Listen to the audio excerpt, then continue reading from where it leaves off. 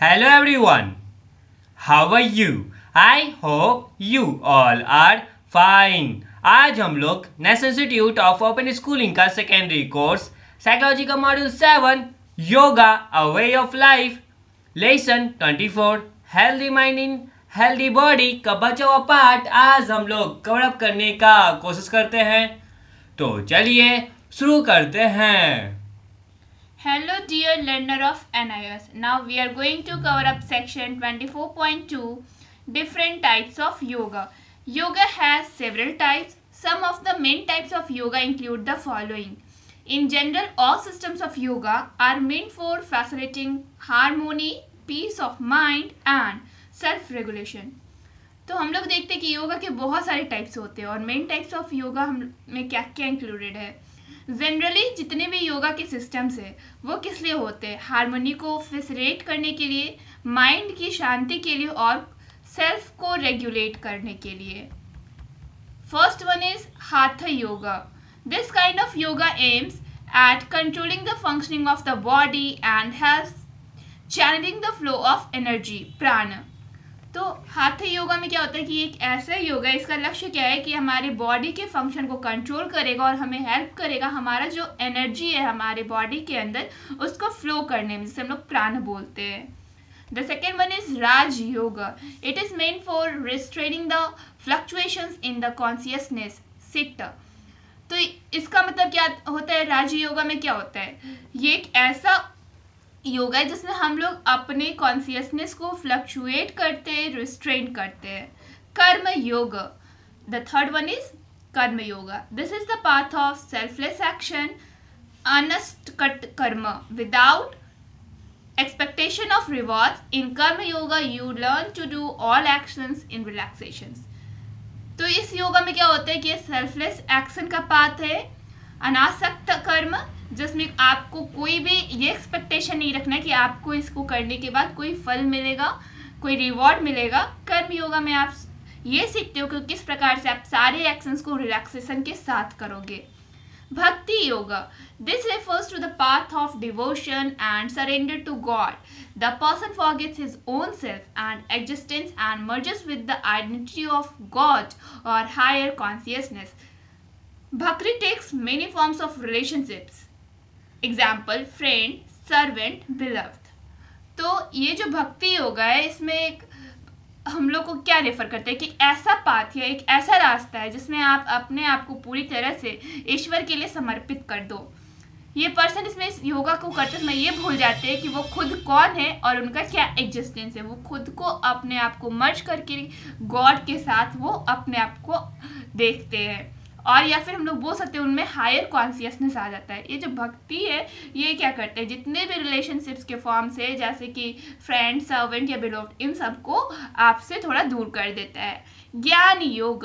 This form of yoga emphasizes on removal of ignorance and seeking of spiritual knowledge.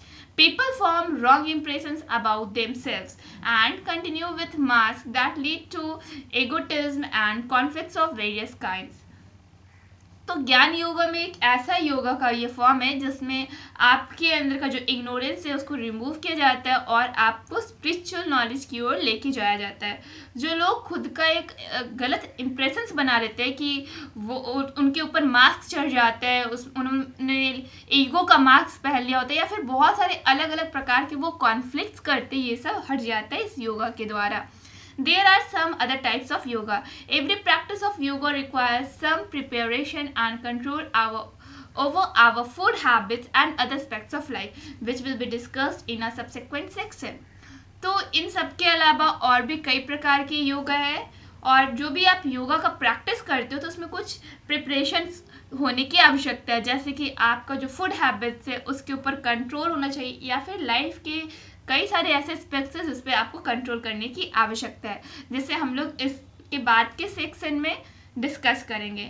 Now here is an text question 24.2. Try to solve both of this questions. Now here is section 24.3. Yoga to keep fit. The practice of yoga involves attending to the functioning at different levels of existence.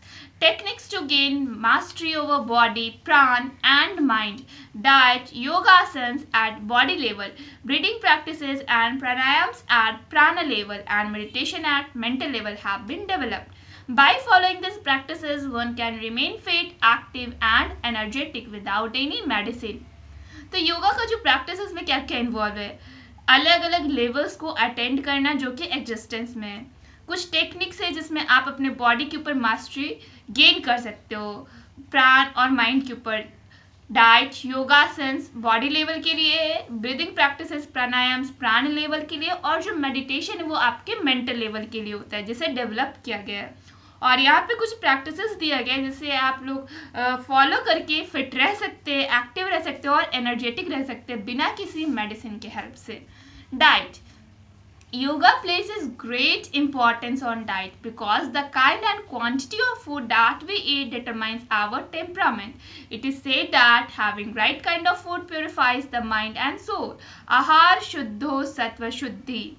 तो योगा का जो place है उसका बहुत ज़्यादा importance है diet के ऊपर, क्योंकि ये जो हम लोग किस प्रकार का भोजन कर रहे हैं उसकी क्या क्वांटिटी है ये डिटरमाइन करता है हमारे बॉडी के टेम्परामेंट का. और ये कहा गया है कि अगर आप राइट काइंड ऑफ फूड को, मतलब कि आप एक सही प्रकार के भोजन को करते हो तो आपके माइंड और सोल को ये शुद्ध करता है. आहार शुद्धो सत्व शुद्धि, मतलब कि जो आहार आप लेते हो उससे आपका जो माइंड है और जो सोल है वो शुद्ध होता है.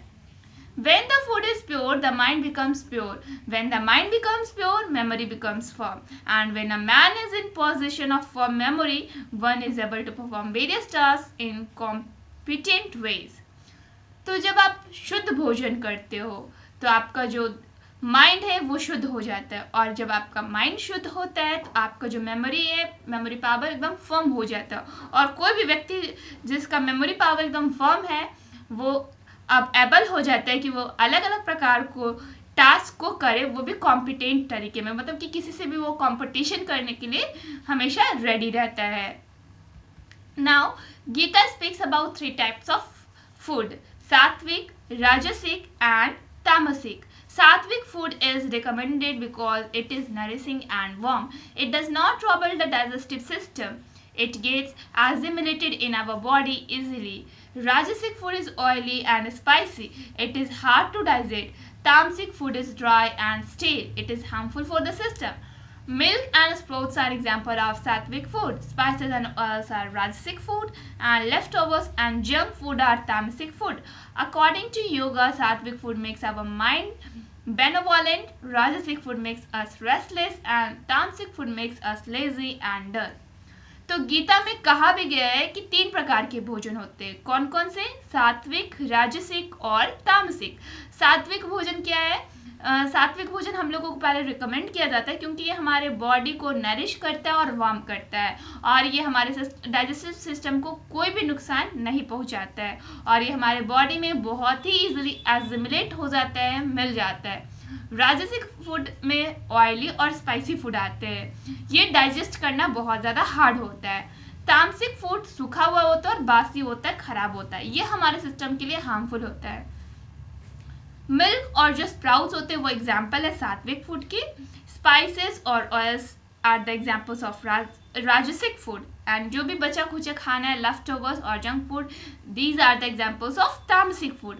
योगा के अनुसार सात्विक फूड हमारे माइंड को बेनेवोलेंट बनाता है, शार्प बनाता है, और जो राजसिक फूड है वो हमें रेस्टलेस बनाता है, और तामसिक फूड हमें लेजी और डल बनाता है. Now besides food, proper rest and sleep are also necessary to keep oneself fit. Rest, fresh air and proper exercise are the needs of our body. Do you know why we need exercise? Without exercise, body loses its elasticity. It becomes heavy, accumulates fat and toxins and get rapidly worn out. तो भोजन के अलावा हमें proper rest की ज़रूरत होती है, proper sleep की ज़रूरत होती है, जिससे हम लोग अपने आप को फिट रख सके. रेस्ट, फ्रेश एयर और प्रॉपर एक्सरसाइज ये हमारी बॉडी के लिए बहुत ज़्यादा आवश्यक है. क्या आपको पता है कि हमें एक्सरसाइज की क्यों ज़रूरत है? बिना एक्सरसाइज के जो हमारा बॉडी है वो अपने इलास्टिसिटी को लूज़ कर देता है, हमारा बॉडी बहुत ज़्यादा हेवी मतलब कि भारी हो जाता है और हमारे बॉडी के अंदर फैट्स एक्यूमुलेट होना, स्टोर होना स्टार्ट हो जाते हैं, हमारे बॉडी में टॉक्सिन्स भर जाते हैं और रैपिडली इसका बर्न आउट होना स्टार्ट हो जाता है। वेल, चैप्टर अभी कंप्लीट नहीं हुआ है। नेक्स्ट वीडियो में नेक्स्ट टॉपिक कवर अप होगा। तब तक के लिए इस चैप्टर का इंटेक्स क्वेश्चन बनाने का प्रयास करें और साथ ही साथ इस चैप्टर को पढ़ने और समझने का प्रयास करें। That's all for today. Thank you everyone.